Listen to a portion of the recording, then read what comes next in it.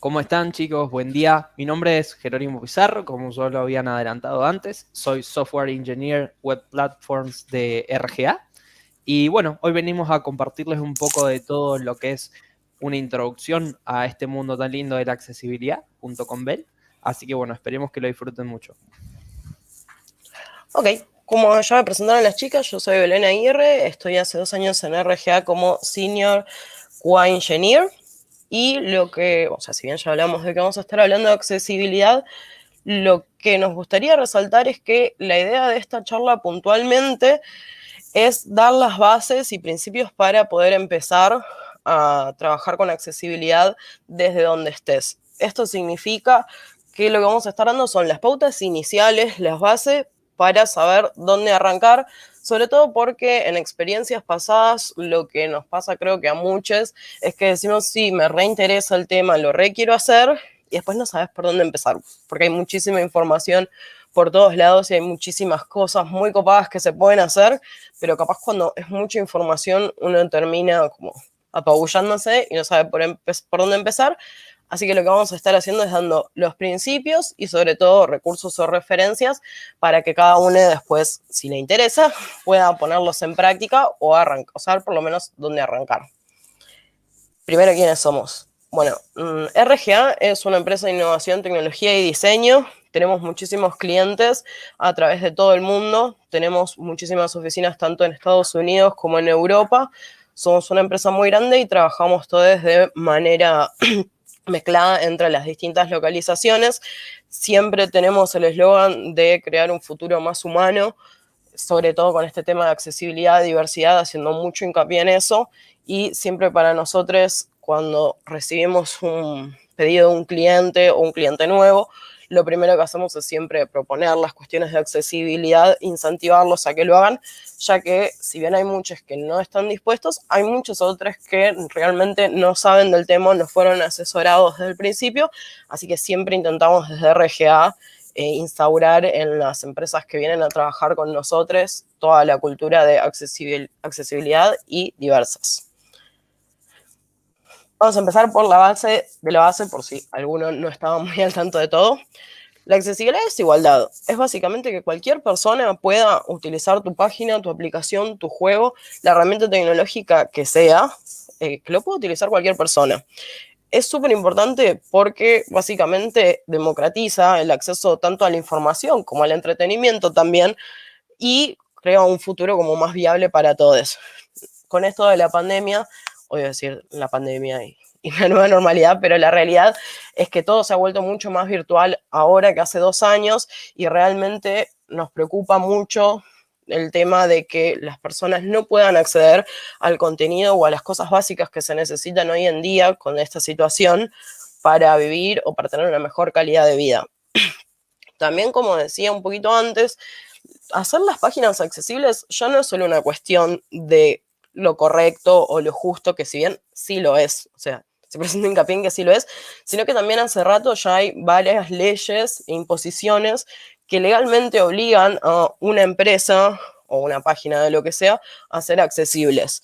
Si bien en Argentina todavía esto, o sea, si bien está empezando a gestionarse, todavía no está instaurado, pero por ejemplo en Estados Unidos sí hay muchísimas leyes y realmente puedes recibir multas, demandas y tener muchos problemas legales realmente caros respecto a no tener esto.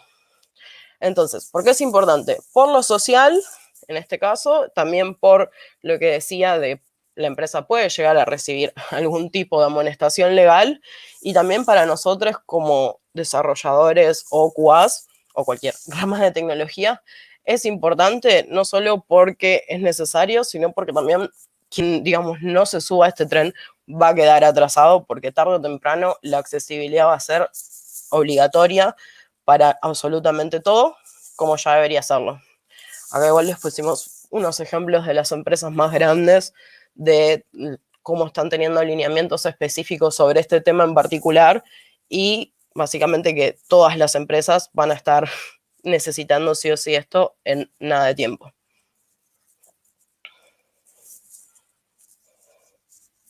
Acá, Jero. Bien, Bien, bien. Bueno, ahora los voy a llevar hacia la parte un poquito más técnica de la charla. Quería comentarles inicialmente qué es la W3C. La W3C es un consorcio internacional fundado por Tim Berners-Lee. Algunos lo conocerán porque él fue el creador de algunas tecnologías para la web como la URL, el protocolo HTTP, el lenguaje de marcado HTML, entre otras cosas. Y junto con el consorcio lo que hacen es desarrollar diferentes estándares y tecnologías para el futuro de la web, ¿no es cierto? Entonces, a través de la W3C provee de diferentes iniciativas, guías y demás. Y una de esas, por ejemplo, es la WCAG, que es una serie de guías. Actualmente estamos por la versión 2.1 de la misma, que es específica sobre accesibilidad y sobre el contenido de cada una de las webs referido a la accesibilidad. ¿Me pasas el slide? Gracias. Bien. Para adentrarlos también un poco más y que estemos alineados, la accesibilidad en general tiene 3 niveles. Los nombramos desde el nivel A hasta el nivel AAA.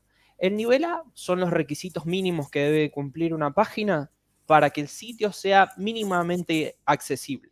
O sea, que el contenido esté disponible a alguna parte de él para las personas y puedan entrarlo y disfrutarlo ahí.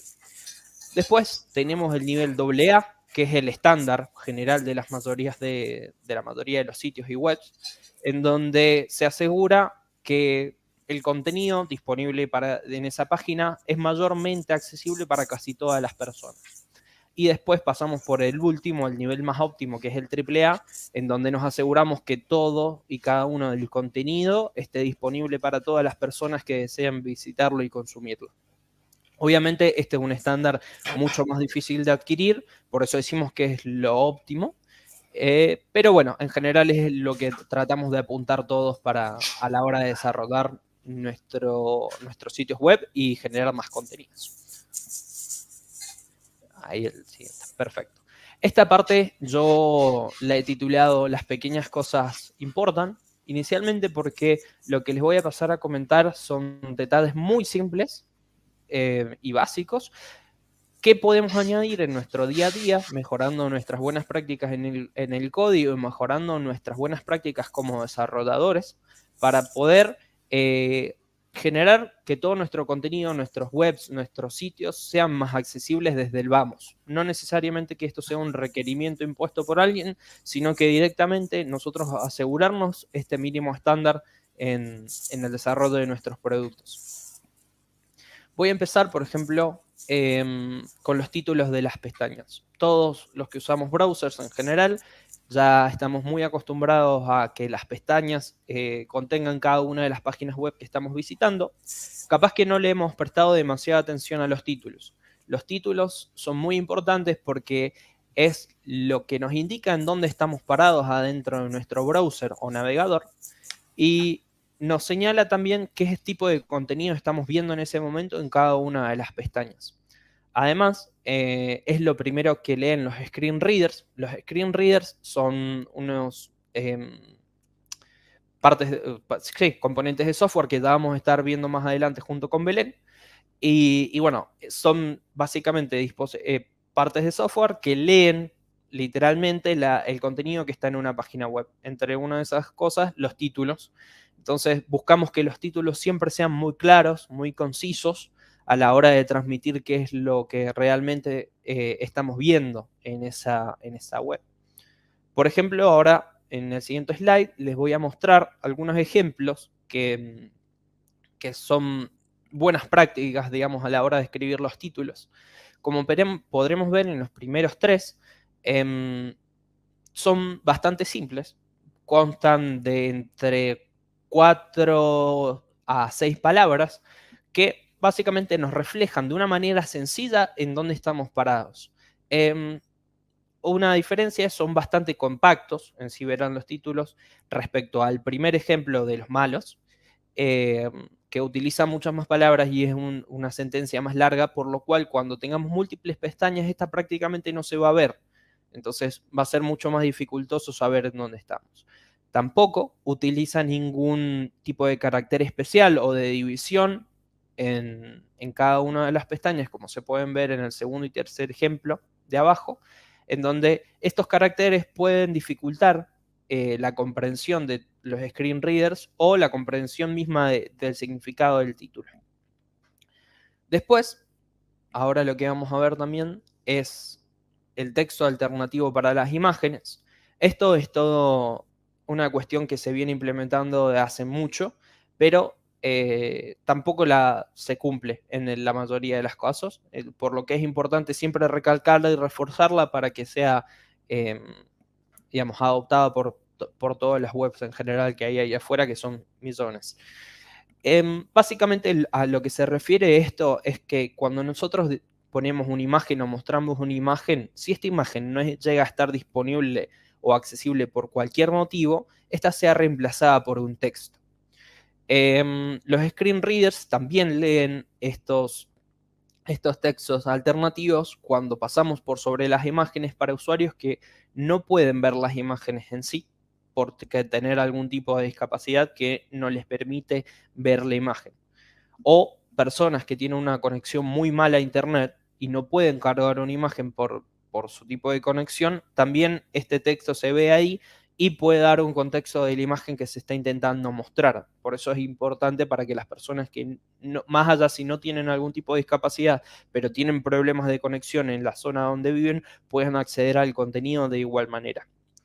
Entonces, lo que se busca hacer es, por ejemplo, en la imagen de la lupa, nosotros tenemos una imagen y se busca referenciarla con un texto que no sea específicamente lupa, por ejemplo, o lente, o algo que sea directamente que refleje lo que está viendo, sino la palabra búsqueda, por ejemplo, que está relacionada, ¿no es cierto? Y nos infiere el significado de lo que quiere decir esa lupa. A la izquierda, abajo les estoy poniendo básicamente cómo es el tag de imagen. Ustedes podrán ver el atributo source, que es donde nosotros ponemos la imagen en sí que queremos mostrar. Y en el atributo alt, nosotros entre comillas ponemos la palabra que queremos que se muestre, o el grupo de palabras que queremos que se muestre cuando esa imagen no esté disponible. Entonces, bueno, básicamente eso es el texto alternativo para las imágenes. Sigamos un poco más adelante. Y acá, esto es también muy importante, yo he decidido referirlo como títulos encabezados, porque encabezados o headings es la traducción correcta desde el inglés. Nosotros los headings los manejamos desde H1 como el más importante hasta H6 como el menos importante, y sirven para dar orden jerárquico a nuestro contenido, ¿no es cierto? Nosotros a través de cada uno de estos títulos podemos organizar a nuestro contenido y comunicarle a nuestro usuario qué es lo más importante que nosotros queremos transmitir en cada sección de nuestra página web. Algo que está bueno decir, por ejemplo, el título H1 siempre gráficamente en la web se va a ver más grande, se va a ver con un trazo y línea más grueso, quizás con otra tipografía, pero también se va a repetir solo una vez porque es lo más importante que nosotros tenemos en la página. Ya a partir del título H2 o heading 2 ya está previsto que puedan aparecer más de uno en la página y nos va a ir diferenciando las diferentes secciones de contenido. Y bueno, ya desde el H3 hacia el H6 nosotros lo vamos utilizando en orden, que es muy importante utilizarlo en orden, pero para marcar los diferentes saltos que hay adentro de cada uno de los contenidos. Y bueno, podemos seguir un poco más adelante también con otra cuestión que es, creo que, la más importante de todas, porque los textos son el contenido básico de toda web. Inicialmente las webs solo eran textos e imágenes y después fueron evolucionando a como las conocemos ahora, que pueden reproducir videos, contener animaciones, contener un montón de cuestiones más que antes no estaban previstas. Pero siempre lo básico va a ser el texto y va a ser la forma de comunicación básica de las personas. Entonces, el poder leer bien un texto es de suma importancia a la hora de comprender cada una de las cosas que nos están intentando transmitir cada una de las webs. Nosotros, o las personas, tenemos diferentes grados de visión, por lo cual acomodar el texto a cada uno de estos grados de visión es de suma importancia. Y hay personas que, por ejemplo, tienen muchas complicaciones para leer palabras que no resaltan demasiado del fondo que estamos leyendo, entonces necesitan cambios en la luminancia y el contraste de los textos. Por ejemplo, el primer ejemplo que tienen hacia la derecha es un texto que tiene un bajo contraste, una baja luminancia, entonces no se termina de discernir bien el contorno de las palabras, por lo cual algunas personas pueden tener problemas al leerlo. Abajo de esto hay dos ejemplos de textos con alta luminancia y alto contraste, en donde nosotros podemos entender perfectamente cuál es la palabra que ahí nos está refiriendo. Pero hay personas que no necesariamente necesitan alta luminancia, eso lo podemos ver en el siguiente slide. Existen discapacidades o problemas, no necesariamente discapacidades, como la dislexia, que nos dificultan leer muchas veces y hacen que las palabras se nos muevan o las letras se muevan adentro de las palabras por la interpretación que nosotros le damos a la hora de leerlas. Entonces, otra forma de ayudar a las personas a leer es, por ejemplo, con cuestiones de baja luminancia, pero que tienen un contraste suficiente para que sean entendibles. Como por ejemplo los dos ejemplos de la derecha, están pensados para personas que tienen dislexia. Por ejemplo, en mi caso personal, me es muy útil leerlos siempre como el último ejemplo, con un fondo marrón o sepia, y por suerte hay muchísimas aplicaciones de lectura en general y el modo de lectura que tienen los navegadores que nos ayudan a esta tarea de leer todos los textos en donde nosotros vamos necesitando. Bueno, seguimos un poco más con el próximo slide. Y este también va de la mano con lo que estábamos hablando antes, el poder leer. Cambiar el tamaño del texto y que las páginas no se vean alteradas por esto siempre es un desafío. Hoy utilizamos muchísimos dispositivos móviles con unos tamaños de pantalla más pequeños, entonces es súper necesario que algunos usuarios puedan agrandar la letra, digamos, o el tamaño de la fuente, o quizás separar un poco más los renglones, separar los espacios entre letras, separar los espacios entre palabras. Todo eso se puede configurar en una web y se puede parametrizar. Entonces nosotros tenemos la opción de poder mejorar y ayudar a las personas a través de agrandar o no las webs, dar las opciones para que esto pueda pasar. Pero siempre tenemos que conservar el buen funcionamiento de las webs. Por ejemplo, de nada sirve aumentar o hacerle zoom a un texto si se va a romper, como en el ejemplo de la derecha. Por ejemplo, en la parte baja de la derecha pueden ver cómo todos los textos se solapan y termina siendo inentendible qué es lo que dice ahí. Por lo que, como desarrolladores, esto técnicamente nos da un desafío, hacer que todas las páginas se muestren de una manera adecuada y que sean a la vez responsivas, que todos sus elementos funcionen, que todas las animaciones funcionen, es súper importante y realmente es un desafío técnico que ahí es más elevado. Pero bueno, siempre vamos a poder garantizar que todos nuestros contenidos van a estar disponibles para las personas y que va a ser accesible y equitativo para las personas que quieran leerlo y realmente poder transmitir nuestra idea hacia todo el mundo. Y por último, les quería contar dónde podemos informarnos más. Como les había contado, el W3C, que es este consorcio internacional, tiene una iniciativa que se llama WAI, en donde nosotros podemos encontrar muchísimas cosas de accesibilidad totalmente gratuitas y abiertas para las personas. También esta cuenta con traducciones comunitarias, por lo cual podemos encontrar un montón de contenido en nuestro idioma, lo que también es importante. Y ahí podemos aprender de la mano de diferentes cursos y guías, más cuestiones para embebernos en todo lo que es la accesibilidad. Lo que yo les mostraba anteriormente es solo algunos consejos o algunos tips que podemos hacer en nuestro día a día.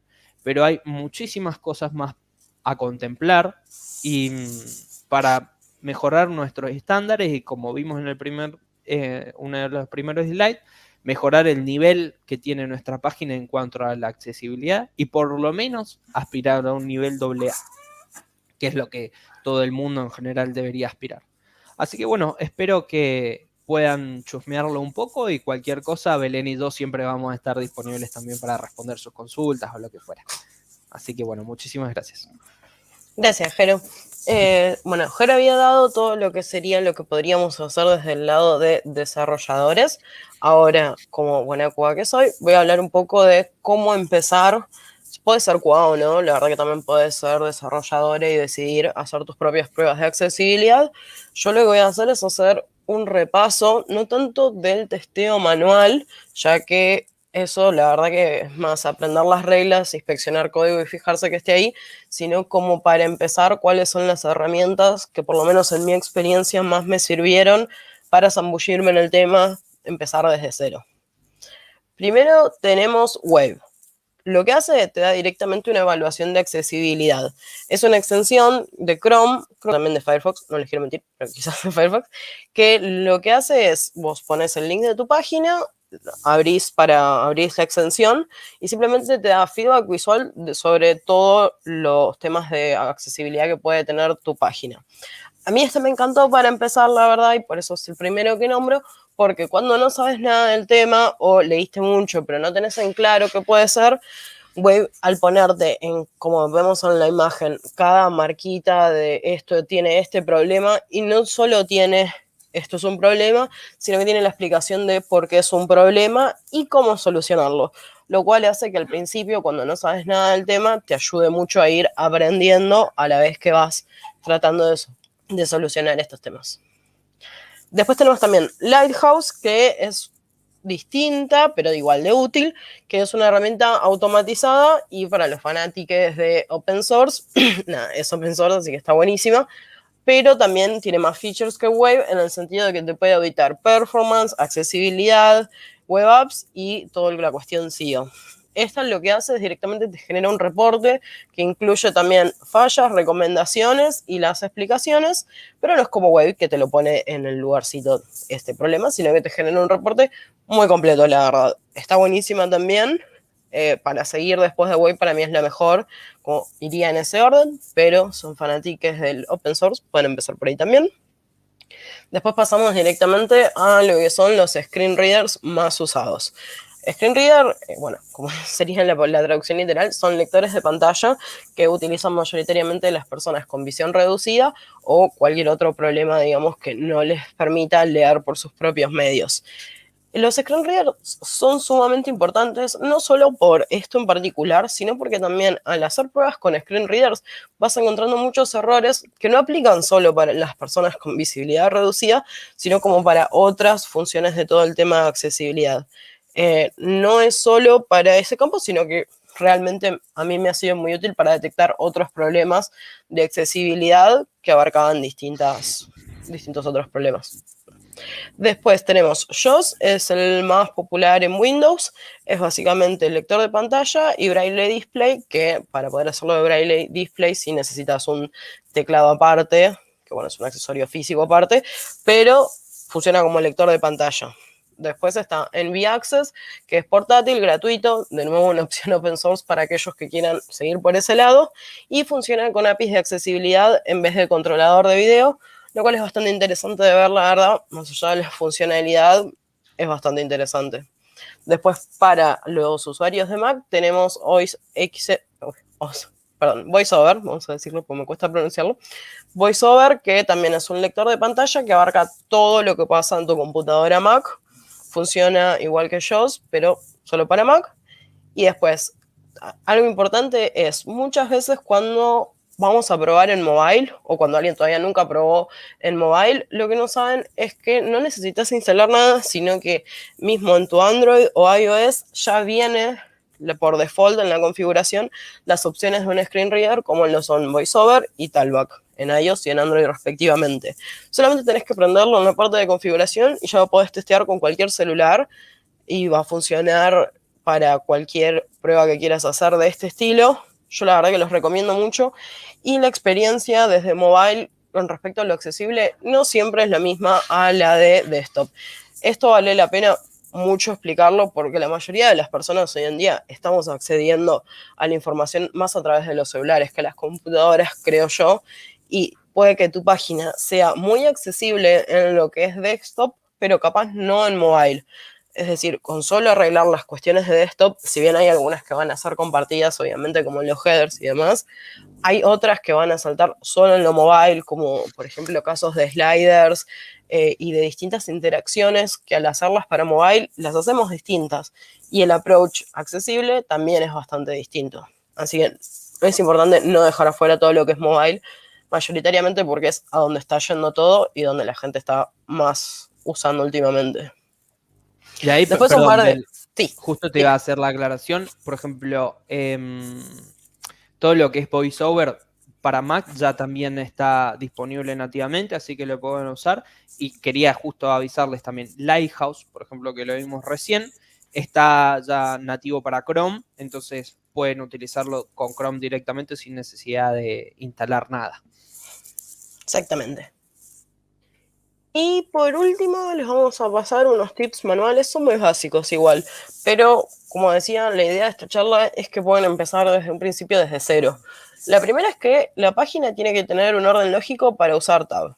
Esto es algo muy básico, pero es sumamente importante, que es que los usuarios que no usan mouse, básicamente lo que van a hacer es tabear a través de toda la página. O sea, lo que necesitamos es que vaya siempre de derecha a izquierda y de arriba hacia abajo, perdón, y de arriba para abajo para el orden lógico. ¿Esto qué quiere decir? Que cuando la persona vaya tabeando puede ir haciendo con el mismo orden al que quiere llegar, con un orden lógico a el lugar donde quiera hacer clic o quiera hacer una búsqueda. Y lo otro muy importante son los controles interactivos enfocables, que es básicamente poner un focus state en los distintos elementos. Básicamente es, si yo tengo, por ejemplo, una imagen y la persona viene tabeando, tabeando, tabeando y llega a esta imagen o mismo a todos los textos de arriba, que tenga alguna manera de saber dónde está posicionado en ese momento. Porque si ustedes no ponen un focus state, el usuario que está tabeando no va a saber dónde está parado, básicamente, y le va a ser muy difícil usarlo. Eso se soluciona muy fácil poniéndole focus state a los distintos elementos de una página, cuestión de poder hacer el seguimiento de dónde estás parado a cada momento. Y por último, los elementos interactivos deberían indicar cada uno su propósito. Hablamos de links o botones, deberían indicar su estado y ser distinguibles de los que no lo sean. Básicamente, cuando ponemos un link, además de poner el link en sí en el código, aclarar por código que es un link para que la persona, cuando pase con un screen reader, sepa que es link to, etcétera, y la explicación. Esas son tres cosas súper básicas, o sea, si bien hay un montón más de cosas para hacer, estas son tres como que te dan lo mínimo indispensable para arrancar a hacer tu página accesible. Y ahora las reflexiones finales. Bueno, como hablamos un poquito, si les spoileamos al principio con las chicas de Jump, lo que nos parece importante remarcar desde RGA y desde la experiencia de Jero y mía es que sabemos muy bien que muchas veces las empresas no nos dan el espacio o el tiempo para hacer estas cosas, pero sí creemos que si cada uno de nosotros, desde nuestro rol de profesionales de tecnología, vamos aplicando algunos de los detalles que dijimos hoy, mientras más mejor, pero aunque sea lo que dijimos hoy, o incluso menos lo que se pueda, cada una de nosotros puede generar un cambio positivo respecto a todo lo que es accesibilidad y tratar de crear realmente algo más justo, más allá de que sea tu PM, tu organización o quien sea, no te da el tiempo, en esos tiempos muertos que todos tenemos en los proyectos, por un motivo u otro, a ponerle un texto alternativo a las imágenes, une como QA, levantar como mejora, podríamos ponerle el texto alternativo a estas imágenes y de ambas partes, de todas las partes que puedan,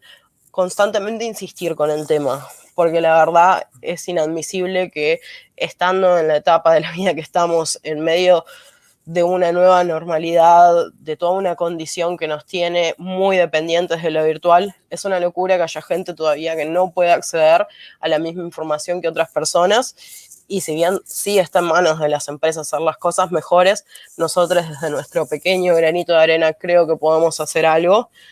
No, si no se puede a nivel empresarial, igual hacerlo por nuestra cuenta, sugerirlo y siempre insistir mucho si no nos dan el lugar para hacerlo, seguir insistiendo para que sí nos lo den, si no es por el lado de que sea justo, que sea por el lado de que próximamente van a haber consecuencias legales en todo el mundo por no cumplir con eso, y mejor adelantarse a nivel empresarial.